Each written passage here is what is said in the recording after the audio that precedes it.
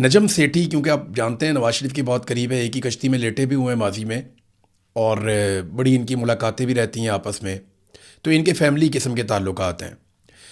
पहले नहीं हुआ करते थे, लेकिन गुज़िश्ता एक डेढ़ दहाई से इनके बड़े अच्छे ताल्लुकात चल रहे हैं। तो इसमें नजम सेठी ने कहा कि आवाम तपी हुई है, नून लीग का ग्राफ लगातार गिर रहा है, मियाँ साहब सख्त परेशान हैं, वो IMF के सख्त खिलाफ हैं, मगर मजबूरी है। अब IMF के खिलाफ है तो फिर IMF से पैसा क्यों लेते हैं आपने तो रिकॉर्ड कर्जे ले लिए, मजबूरी है। मियाँ साहब ने इजलास बुलाया कि अवाम से ताल्लुकात बेहतर रखें, वोट बैंक पक्का करें, किसी भी वक्त कुछ भी हो सकता है। अब तो साबिक secretary election commission Kanwar Dilshad ने भी इलेक्शन की बात की है। वैसे वो लोग तो ये भी कह रहे हैं कि फील्ड मार्शल आसिम मुनीर सदर पाकिस्तान बनना चाहते हैं। देखिए, पूरा मुल्क तो आसिम मुनीर साहब के कंट्रोल में है, तो वो सदर पाकिस्तान क्यों बनना चाहते हैं? कभी आपने ये सोचा? मैं आपको बताता हूँ कि क्यों बनना चाहते हैं। ये बड़ी सादी सी बात है। आसिम मुनीर साहब कुछ भी कर लें, पाकिस्तान को जितना मर्जी कंट्रोल कर लें, डोनाल्ड ट्रंप से जितनी मर्जी तारीफ़ें करवा लें, लेकिन उन्हें आलमी सतह पे महज़्ज़ब ममालिक में कभी भी एक सरकारी मुलाजिम से ज़्यादा प्रोटोकॉल नहीं मिलेगा। ये चीज़ तकलीफ़ देती है।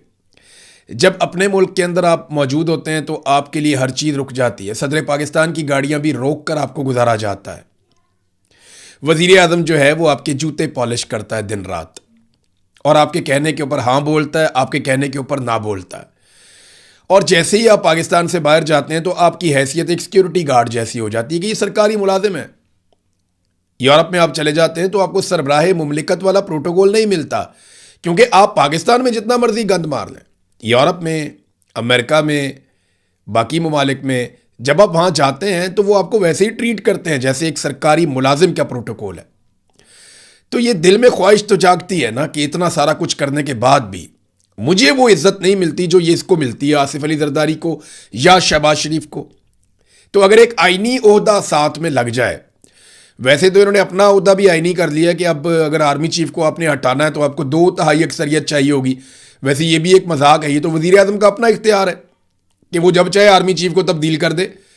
अभी अमेरिका के अंदर उनके वज़ीर जंग ने, पीट हेग्सेथ ने, वो अपना चीफ उन्होंने बदल दिया। किसी ने, अपोजिशन ने, हुकूमत ने, किसी ने आवाज़ ही नहीं उठाई। उन्होंने कहा ठीक है भाई, इसका इस्तेहकाक है, इसने बदल दिया। पाकिस्तान में आर्मी चीफ इतने डरे हुए हैं कि उन्होंने अपने आप को मजबूत करने के लिए एक तरीकाकार अडॉप्ट किया और अब अपने आप को एक आईनी किस्म का बंदा बना लिया कि आप 2/3 अक्सरियत के बगैर आप मुझे नहीं हटा सकते मेरी सीट पे से। तो कभी के दिन लंबे और कभी की रातें।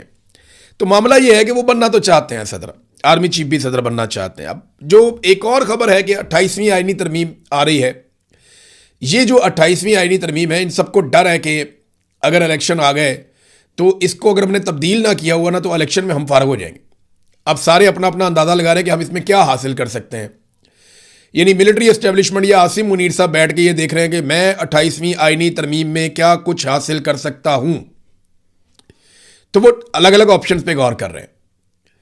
यानी ऑप्शन ये भी है कि फील्ड मार्शल के ओहदे के ऊपर अगर कोई है तो वो सदारत के लिए अहल हो सकता है। ये भी एक ऑप्शन पे गौर किया जा रहा है। और एक ऑप्शन ये भी है कि अगर कोई फील्ड मार्शल के ओहदे पे है, क्योंकि इस ओहदे को अलग कर दिया ना उन्होंने फौज से, जो जंग जीतेगा, कामयाब होगा, उसको फील्ड मार्शल का ओहदा मिलेगा, तो उसके लिए फिर अलग है। वो उसको इस्तिस्ना भी है पूरी जिंदगी के लिए, जो और किसी फौजी के लिए नहीं है। लेकिन फील्ड मार्शल के लिए, आर्मी चीफ होगा तो उसके लिए नहीं होगा, फील्ड मार्शल के लिए जो वो इस्तिस्ना भी है। ये भी उन्होंने अपने लिए हासिल कर दिया आसिम मुनीर साहब ने। तो वो सदारत के अब ख्वाब देखना शुरू हो गए। उनके दिमाग में अपनी चीज़ें चल रही हैं। हमने 18वीं आईनी तरमीम कैसे ख़त्म करनी है, हमने सूबों के इख्तियारात कैसे लेने हैं, हमने पाकिस्तान को ज़्यादा काबू कैसे करना है। तो उनके अपने गोल्स हैं, सियासतदानों के अपने। कभी लोग वोट ही नहीं डालते, अब क्या करें। नौजवान सारे के सारे इमरान खान के साथ खड़े हैं, वो बात ही नहीं सुनते। उनको बात यहाँ से समझाओ, वहाँ से वो नहीं समझते, दूसरी तरफ समझाओ, वो अगली बात कर देते हैं। नौजवानों के सवालात के जवाबात है नहीं। अब करें क्या, जाएं किधर। तो ये एक तजवीज़ जनाब, ये राणा सनाउल्लाह साहब ने एक मरतबा फिर वो टॉक शो में बात कर रहे थे, सलीम साफ़ी साहब से गालिबन मैंने सुना वो क्लिप। तो हुकूमत इसके ऊपर पहले भी कह चुकी है, अब भी कह रही है कि हम वोटर की जो उम्र है वो 25 साल तक ले जाएंगे। यानी जो 18 साल से लेकर 25 साल तक के बीच में 60 साल का एक गैप है वो हम निकाल देंगे। 25 साल का वोटर कर देंगे तो करोड़ों वोटर बाहर करने की कोशिश है। अब नए वोटर जो बन रहे हैं उनसे भी जान छुड़वा लेंगे ये, तो क्या उसके बाद ये इलेक्शन जीत जाएंगे? तो मेरा सादा जवाब ये है कि कोई फर्क नहीं पड़ेगा ज्यादा, क्योंकि 25 साल से नीचे हो या ऊपर हो, कहानी एक ही चल रही है।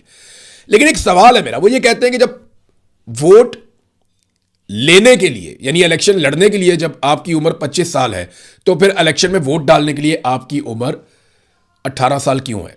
ये सवाल राणा सनाउल्लाह साहब ने पूछा। तो मिच्योर होना चाहिए बंदे को। तो मेरा सादा सादा इसके ऊपर सवाल यह है कि 17 साल का लड़का फौज में भर्ती हो जाता है, सेकंड लेफ्टिनेंट, और वो मुल्क की हिफाजत की अहम तरीन जिम्मेदारी उसको दे दी जाती है, वो भी आप 25 साल कर दें। फिर जो लेक्चरर भर्ती होता है, जो अगली कौम की तरबियत करता है, 17वें ग्रेड के अंदर चला जाता है, वो 21 साल की उम्र में हो जाता है, वो भी आप 25 साल कर दें। फिर जो आपका सीएसएस का एग्जाम है, वहां पे जो सीएसएस करके ऑफिसर आके भर्ती हो जाते हैं, जो अहम तरीन सरकारी ड्यूटीज करते हैं और बहुत बड़ी रिस्पॉन्सिबिलिटी उन्हें मिलती है, वो उम्र 21 साल है। फिर अगर आपने सिविल जज बनना है, आप इम्तिहान में जाते हैं, आप जज बनते हैं, 22 साल की उम्र में आप जज बन जाते हैं और आप लोगों के फैसले करते हैं बैठ के, अहम तरीन फैसले, 22 साल। तो वोटर 25 साल का क्यों? ये सवाल जो है ना, पूरी दुनिया में लोग वोटर की उम्र कम कर रहे हैं, 17 साल, इससे नीचे लेकर जाना चाह रहे हैं। कई ममालिक गौर कर रहे हैं कि हम 16 साल तक वोटर की उम्र कर दें, और इससे नीचे भी ले जाने की बात हो रही है कि नौजवानों का हिस्सा सरकार के अंदर बढ़ाया जाए ताकि नौजवानों का एतमाद बढ़े, वो सिस्टम का हिस्सा बनने के लिए ज्यादा आमादा हो और पॉलिटिकली वो ज्यादा इन्वॉल्व हो चीजों के अंदर, वो अपने मुल्क के बारे में, अपनी कौम के बारे में ज्यादा सोचना शुरू करें, पॉलिटिकल अवेयरनेस है। दुनिया ये सोच रही है, हम कह रहे हैं नहीं, हम 25 साल तक लेकर जाएंगे, क्योंकि इस वक्त सियासतदानों का मफाद है। इलेक्शन जीतने के लिए पाकिस्तान की मिलिट्री एस्टेब्लिशमेंट और उनके साथ मिली हुई जमातें, ये किसी भी लेवल तक जाएंगे। मैं आज की बात कर रहा हूं, हो सकता है कल एक दिन आए कि नवाज शरीफ फौज के खिलाफ खड़ा हो जाए। वैसे तो मुश्किल ही लगता है, क्योंकि नवाज शरीफ जब भी फौज के खिलाफ खड़ा हुआ या फौजी मुदाखलत के खिलाफ खड़ा हुआ, नवाज शरीफ अपनी जाती पॉलिटिक्स के लिए खड़ा हुआ, पाकिस्तान के लिए कभी नहीं खड़ा हुआ। जैसे ही मौका मिला, नवाज शरीफ वापस जाके गोद में बैठ गया। हमेशा नवाज शरीफ ने यही किया। अब आज़ाद कश्मीर और गिलगित बल्तिस्तान का इलेक्शन है, एस्टेब्लिशमेंट के लिए दर्द सर बने हुए, हर हाल में वो चाहते हैं कि इलेक्शन जीतना है, क्योंकि उन्हें यही टारगेट दिया गया है कि आज़ाद कश्मीर और गिलगित बल्तिस्तान किसी सूरत हार नहीं सकते। वहां पे मुकम्मल कंट्रोल चाहिए। सेक्टर कमांडर्स की जरूरत बनी हुई है, कभी इधर भाग, कभी इसको भगा, कभी उसको भगा, कभी ये देख, कभी वो देख। एजेंसियों के दफ्तरों के अंदर सेल बने हुए हैं कि जनाब आपने कुछ भी करके इन 2 इलेक्शंस के अंदर पाकिस्तान तहरीके इंसाफ को, इमरान खान फैक्टर को आपने बाहर रखना है। अब वही किया गया। यानी जो चीजें अभी तक सामने आई हैं और जो ये करने जा रहे हैं, मैं आपको बता देता हूं। एक तो इंटरनेट बंद करेंगे, मोबाइल सर्विसेज भी बंद की जाएंगी, जाली नताइज जैसे पहले जारी किए, ये फिर जाली नताइज जारी करेंगे। फिर सख्ती भी इंतहाई दर्जे की जा रही है। पाकिस्तान तहरीके इंसाफ के लोगों को धमकाया भी जा रहा है कि आप बेफिक्र हो जाएं, आप इलेक्शन नहीं जीतेंगे, आप जो मर्जी कर दें, जितने मर्जी वोट आप ले लें। फुल मुदाखलत हो रही है टिकटों की तकसीम में भी। पाकिस्तान तहरीके इंसाफ के अंदर बहुत कोशिश की है एस्टेब्लिशमेंट ने कि ऐसे लोगों को टिकट पाकिस्तान तहरीके इंसाफ दे जो बाद में आराम से एस्टेब्लिशमेंट के कंट्रोल में आ जाए। पहले भी ऐसे हुआ था, पंजाब में खासतौर पर ज्यादा हुआ कि टिकटों की तकसीम में ऐसे लोगों के पास टिकट चले गए जो बाद में इलेक्शन जीतने के बाद इमरान खान साहब की पार्टी को छोड़ के बेवफा बन गए। और ये इमरान खान साहब ने जब 2018 का इलेक्शन लड़ा था तब भी हुआ था। तब भी एस्टेब्लिशमेंट ने अपने बंदे इंजेक्ट किए थे इनकी पार्टी के अंदर। उन बंदों ने जब इलेक्शन जीत लिया इमरान खान का नाम लेकर, तो बाद में 20-22 लोग छोड़ के चले गए इमरान खान को, जब रजीम चेंज ऑपरेशन हुआ था। अभी आज़ाद कश्मीर में लोग शिकायतें भी कर रहे हैं, गिलगित बल्तिस्तान में भी की हैं, आज़ाद कश्मीर में लोग शिकायतें कर रहे हैं कि जनाब हमारे जो नजरियाती लोग हैं उनको नज़रअंदाज किया जा रहा है, और जो कमेटी बनाई गई है उस पर भी हमें एतराज़ात हैं। कुछ लोग एहतजाज करने के लिए बैरिस्टर गौर के घर तक पहुंच गए थे, वहाँ पर उन्हें सिक्योरिटी फोर्सेज ने प्रोटेक्ट किया उनके घर को।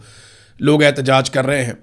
आज़ाद कश्मीर में भी, गिलगित बल्तिस्तान में भी दबाव डाला जा रहा है, और कोशिश ये है कि कुछ भी करके या तो एस्टेब्लिशमेंट के बंदे आए जिन्हें तोड़ा जा सके बाद में, या जाली इलेक्शन करवा के पाकिस्तान तहरीके इंसाफ के उम्मीदवारों को बाहर रखा जाए।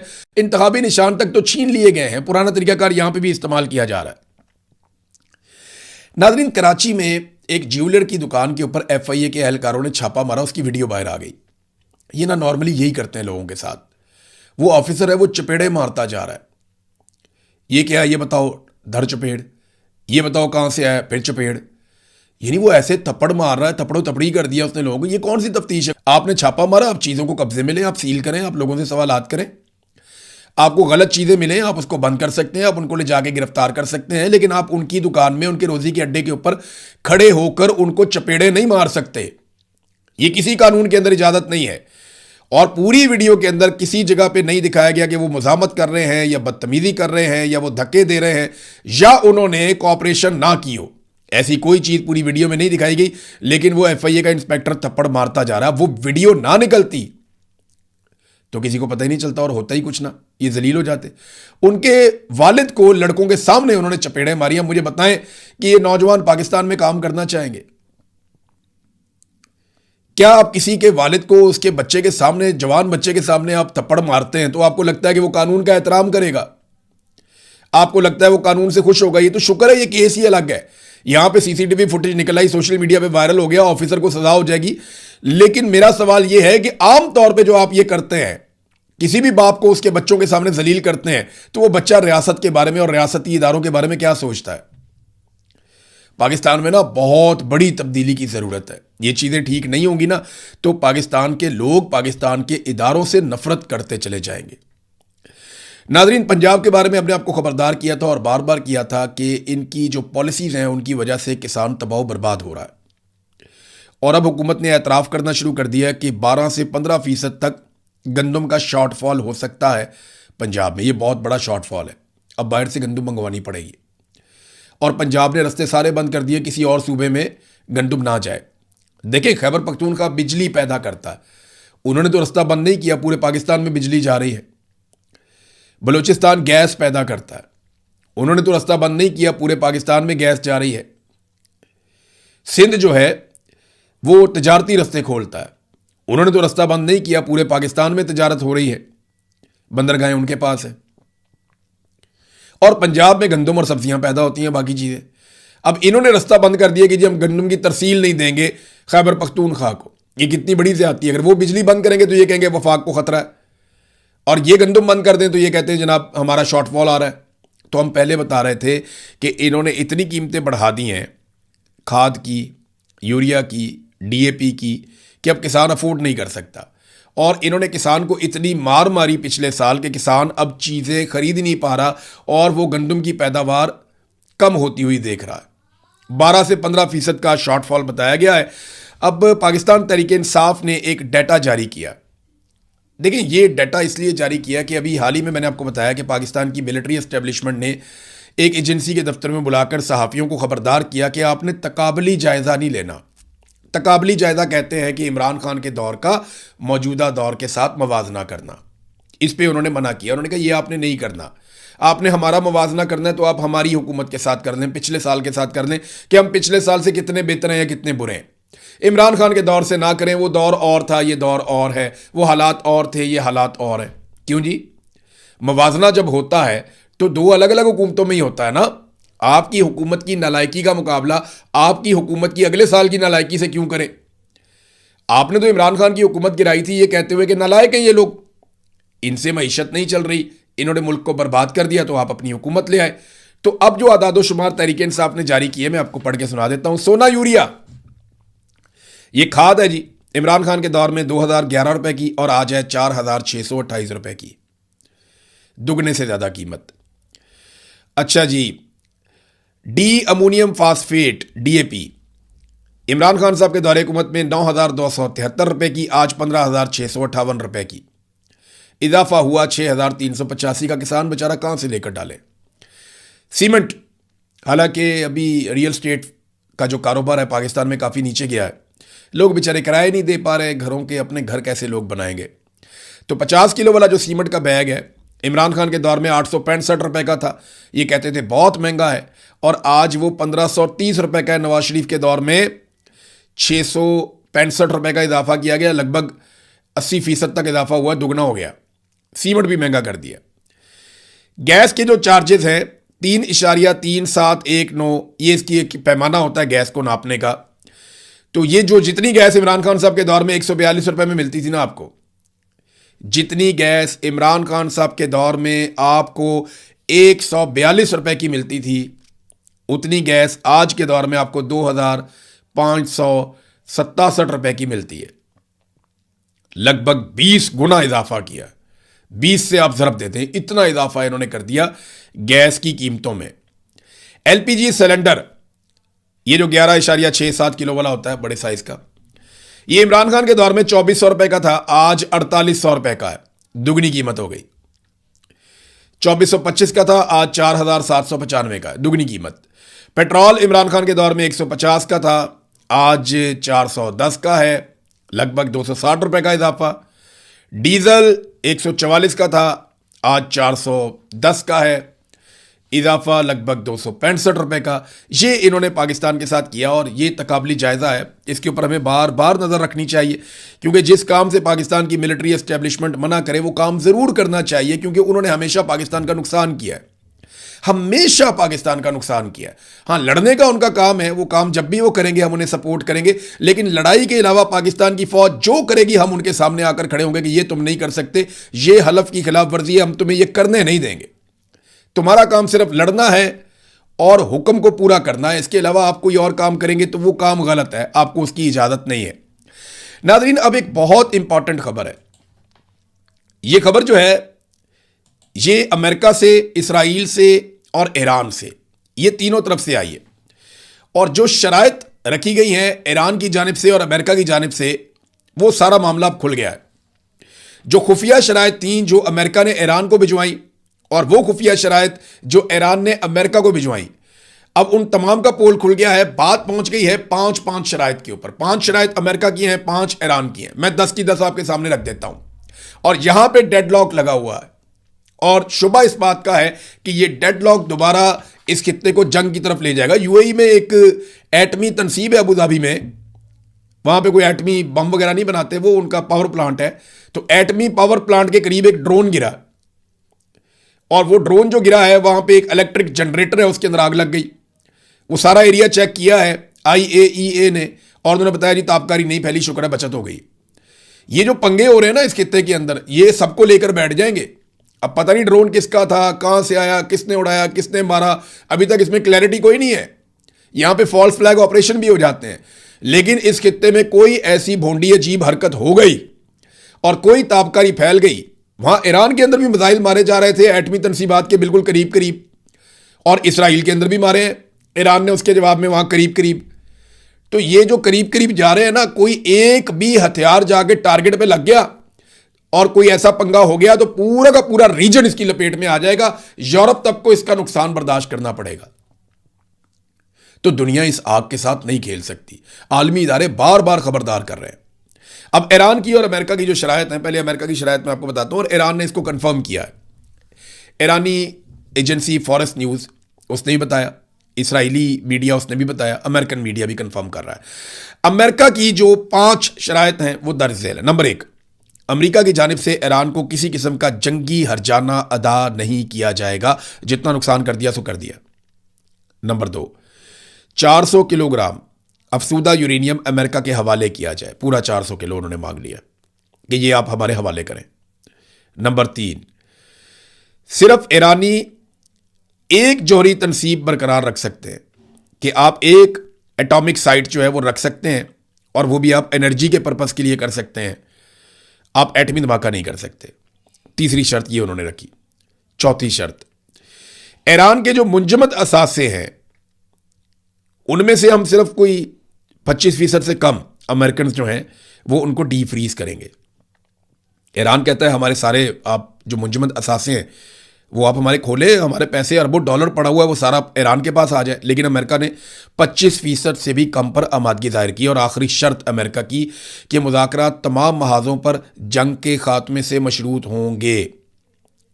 तमाम महाज का मतलब आबना हुरमज़ भी है, तमाम महाज का मतलब गज़ा भी है, लबनान भी है। तमाम महाजों का मतलब हर जगह पे ईरान के साथ अमेरिका बैठ जाएगा। तो ये अमरीकी शराइत थी। इसमें 2 बड़ी चीज़ें हैं, इसमें आबना हुरमज़ आ जाती है और दूसरी यूरेनियम आ जाती है, वो वहीं पे खड़ी है। दूसरा वो कहता है कोई हर्जाना नहीं देंगे हम आपको, और आपके जो असासे मुंजमद है उनमें बहुत थोड़े हम खोलेंगे, सारे नहीं खोलेंगे। अब ईरान क्या मांगता है वो देखें आप। ईरान ने कहा जी तमाम महाजों पर खासतौर पर लबनान में जंग का खात्मा, एक तो सारी तरफ जंग का आप फौरी तौर पर खात्मा करें। नंबर 2, ईरान पर जितनी पाबंदियां हैं उन तमाम पाबंदियों का खात्मा। नंबर 3, ईरान के मुंजमद असासों की वापसी, यानी सारे असासे में वापस दिए जाएं। नंबर 4, ईरान को जंगी हर्जाने की अदायगी। वो कहते हैं जी हर्जाना दो जो हमें मार कुटाई की है आपने, हमारे बच्चे शहीद किए हैं, खवातीन शहीद किए हैं, लीडर मारे हैं, और जितनी बिल्डिंग्स और जो कुछ आपने हमारी तनसीबात के ऊपर अटैक किया, प्लांट्स के ऊपर अटैक किया, पैसे भरो। ये अब ईरान कह रहा है। और आखिरी वो कहते हैं जी आबना हुर्मुज़ पर ईरान की खुद मुख्तारी को तस्लीम किया जाए। ये नादरीन तस्दीक हो गई है हर तरफ से। तो डोनाल्ड ट्रंप अपनी धमकियां लगा रहे हैं, ईरान भी धमकियां लगा रहा है। ईरान ने बल्कि एक स्टेटमेंट जारी किया वार्निंग वाला, और उसमें कैटेगोरिकली ईरान ने कहा कि दोबारा हमले की सूरत में ईरान का रद्द-ए-अमल ज़्यादा जारहाना और हैरानकुन होगा। ये ईरानी मुसल्लह फ़ौज के तर्जुमान ने ये स्टेटमेंट दिया है। इसके अलावा ईरानी सरकारी टीवी के ऊपर मैं देख रहा था कि पीके मशीन गन, ये पट्टे के साथ चलती हैं, इसमें बुलेट्स आती हैं, बहुत दूर तक ये मार करती है, बड़ी हैवी गन है। फ़ौजी इसको इस्तेमाल करते हैं, बाज़ औक़ात इसको हेलीकॉप्टर के ख़िलाफ़ भी इस्तेमाल किया जाता है, या अगर कोई तैयारा निचली परवाज़ कर रहा है, कोई जिस तरह ये आपके होते हैं C-130 टाइप के, इनको भी आप अटैक कर सकते हैं। हाँ, फाइटर जेट से तो आप नहीं लड़ सकते इस गन के साथ, लेकिन आप बड़ी शानदार लड़ाई लड़ सकते हैं अगर ये गन आपके पास है तो। नॉर्मली लोग इसको गाड़ी के ऊपर फिट कर देते हैं, या इस गन को जो है वो हाथ में उठाकर भी चलाते हैं जो ज़रा ताकतवर जिस्म के लोग होते हैं। तो ये पीके मशीन गन जो है, इसके इस्तेमाल का तरीका ईरान के सरकारी टीवी पर खड़े होकर ईरानी फ़ौजी सिखा रहे हैं। मतलब क्या है, वो अपनी कौम को तैयार कर रहे हैं कि सीख लो, ये बंदूकें आपको मिल जाएंगी, क्योंकि ईरान ये बंदूकें बहुत सारी खुद बनाता है और उनकी गोलियां भी खुद बनाता है। तो उनके पास इतना एमुनेशन है कि कोई सोच भी नहीं सकता। जिन्होंने इतने मिसाइल बनाए उन्होंने कितनी गोलियां बनाई होंगी, ज़रा सोचें इसके बारे में, और कितने सालों से वो बना रहे हैं। और ये कैलिबर उनके पास पिछली कितनी दहाइयों से है, तो इस कैलिबर की उनके पास जो है ना वो करोड़ों अरबों गोलियां पड़ी हुई होंगी। तो गोलियां उनके पास हैं, बंदूकें उन्होंने बेशुमार रखी हुई हैं, वो पब्लिक में बांट देंगे अगर ज़मीनी लड़ाई शुरू हुई तो ये दुनिया, ये पूरा खित्ता एक अजीब व गरीब सूरत हाल का शिकार हो जाएगा। ये बात अमेरिका को समझनी पड़ेगी। लेकिन ट्रंप को अपनी सियासी मौत नज़र आ रही है, अब वो वहाँ से कैसे बचे। ट्रंप की हालत ना पाकिस्तानी एस्टेब्लिशमेंट वाली हो गई। आसिम मुनीर साहब को पता है कि मैं सीधे और कानूनी रास्ते पे चलता हूँ ना तो बेड़ा ही गर्क है, ना मैं बचूंगा ना ये सारे मेरे टाउट्स बचेंगे। इसी तरह अमेरिका और डोनाल्ड ट्रंप भी ये जानते हैं इस वक्त कि फेस सेविंग ना मिली तो हम फारग हैं। अब तक के लिए इतने, अपना ख्याल रखिएगा, अपने इस चैनल का भी। अल्लाह हाफिज़।